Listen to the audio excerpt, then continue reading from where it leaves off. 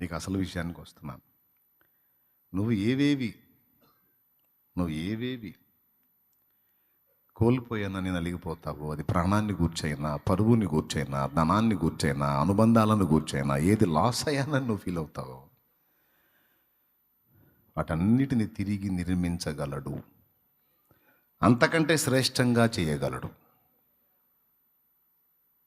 ఎవరినో నేను మిస్ అయ్యానని నువ్వు ఫీల్ అవ్వాల్సిన అవసరం లేదు నాన్న. కొంచెం వెయిట్ చేయనానా, నిన్ను మిస్ అయినందుకు వాళ్ళు ఏడుస్తారు. ఎవరినో కోల్పోయానని నువ్వు బాధపడాల్సిన అవసరం లేదమ్మా, నిన్ను కోల్పోయినందుకు వారే బాధపడతారు. ఎవరో నన్ను విడిచిపెట్టి వెళ్ళిపోయారు, అందరూ నన్ను అనాథం చేశారు, నువ్వు ఫీల్ అవ్వాల్సిన అవసరం లేదు. నీలాంటి వ్యక్తిని కోల్పోయి దూరమైనందుకు తామెంత పిచ్చి పని చేశారో వాళ్ళకి అర్థమయ్యేనాడు అర్థమైంది. దేవుడు అటు చేస్తాడు.